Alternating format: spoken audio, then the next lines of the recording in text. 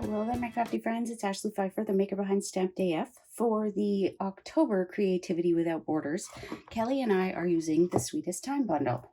If you haven't seen this, it has some gorgeous dies. I've got some samples. This is that soft seafoam velvet, and it is just delicious. Here it is with the green foil. Gorgeous holly border die. You've got these gorgeous candy canes, and then there's some boughs, there's some candies. It's fantastic.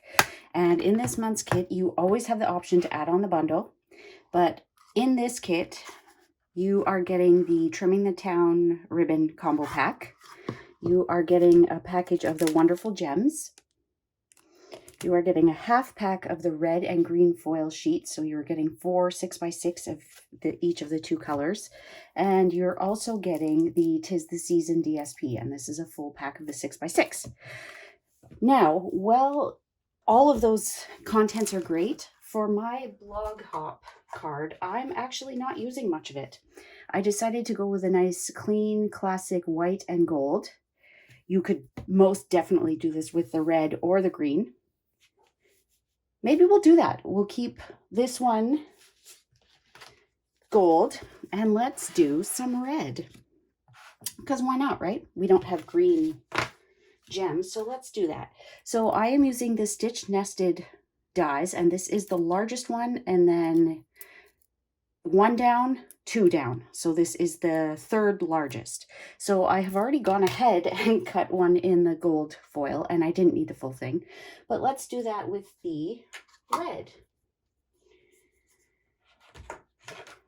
So I'm going to trim it down first because I don't like to waste any of the metallics. So this is 3 inches wide, so we'll cut this down to 3x6. So we can do 2 of these. I'll just run that through my die cutting machine, and I don't need that end piece, so if you want to save some room on there.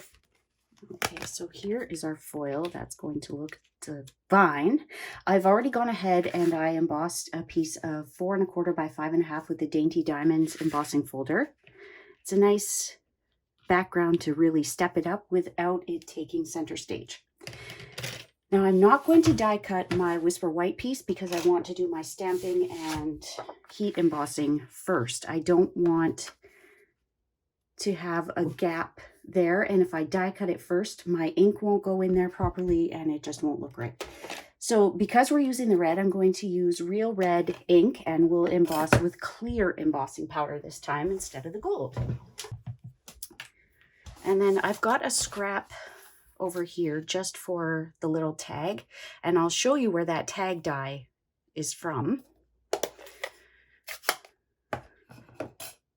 Actually, we can do both on there, I think. So we'll grab these candles. We also need one of the flames. You could mount the 3 flame stamps on one block, but I like to stamp it individually. I'm being lazy and not going up to the next size block. Okay, now the only thing, because we're not stamping with Versamark, this will dry faster than Versamark does, so I want to have my powder and my spoon ready. And I'm going to go this way just to make sure I have enough room. I'll let that sit for a few seconds just to let all that ink transfer on, and then waste no time in getting that powder on there. And if it didn't work out perfectly at the bottom, that's okay, because as you can see, the whole bottom won't be on there. So let's take that out. And now I'll do the flames, and I'm going to stamp all 3 fairly quickly and then get my embossing powder on there.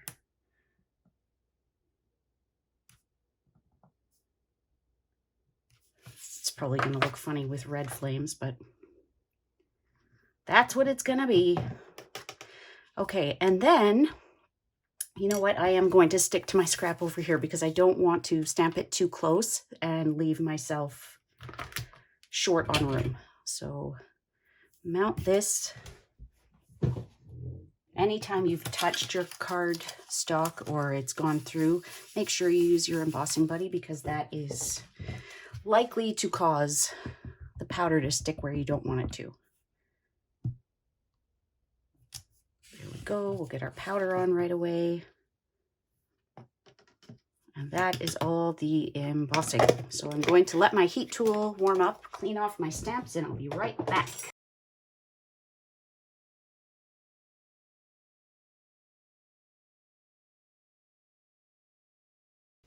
So I don't like to die cut immediately after I've heat embossed. I like it to sit for a moment. So let's stamp the inside of the card so that I can get that all closed up and put away before I make a complete mess. I'm using just a nice sentiment for the inside. It says, "Bright and peaceful wishes to you this Christmas."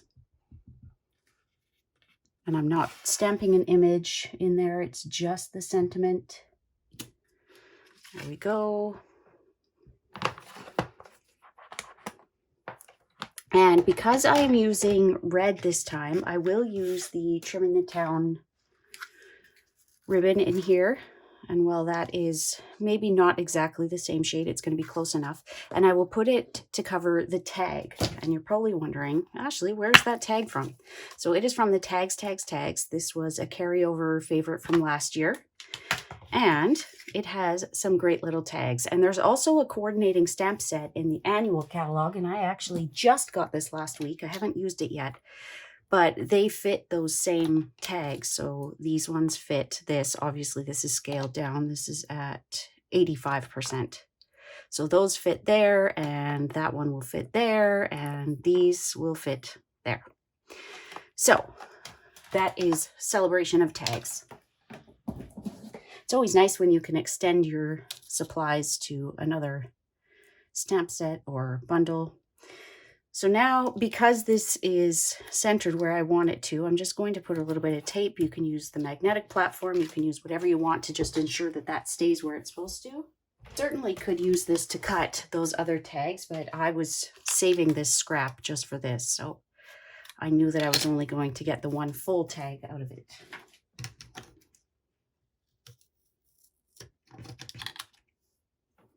It seems very candy cane-like right now, doesn't it? Bring in our gems. I actually, in designing these cards, I used every last wonderful gem that I had. Okay, so this one is the real red. This one is the candles, and I want to keep as much of the flames on there as I can. So I'm going to go about here, and let's bring in that piece of tape again. So we don't get the full candles, but I mean, you could certainly tell what they are. I think that's about how it was spaced the first time around.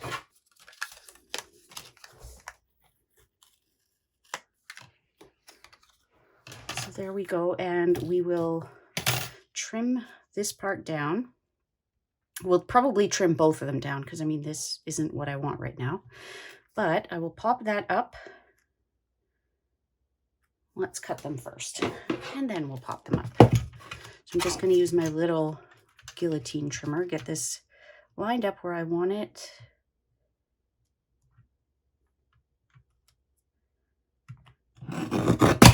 There we go.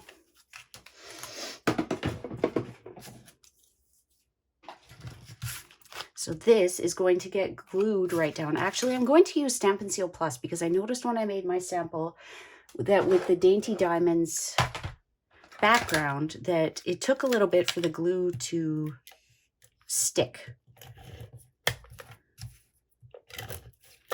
So let's try this. I'll even put some in the middle.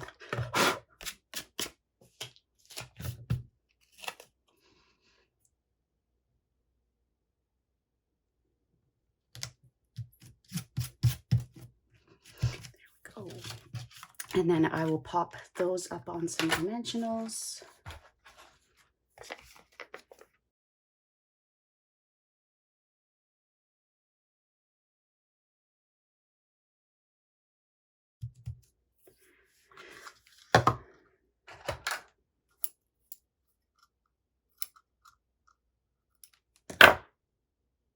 And if you want this to be more of a cherry cobbler, you could color it with your Stampin' Blends, but you would have to let it sit and dry for a bit. Otherwise, it would make a right old mess.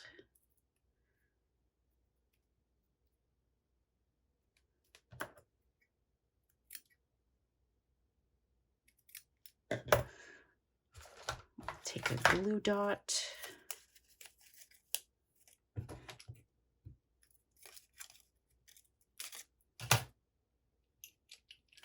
And I'm just going to kind of crumple it up in there. I don't want it showing outside of that bow. There we go. Isn't that sweet? So glad that we went with a different color this time. As I was doing that little introduction, it struck me that I wasn't using anything from the kit other than the bundle itself. So we've got to work in some of that foil somewhere. And I just know that you are going to love what Kelly and I have designed for this class. It's gorgeous. Okay, we'll put 3 of these little wonderful gems on there.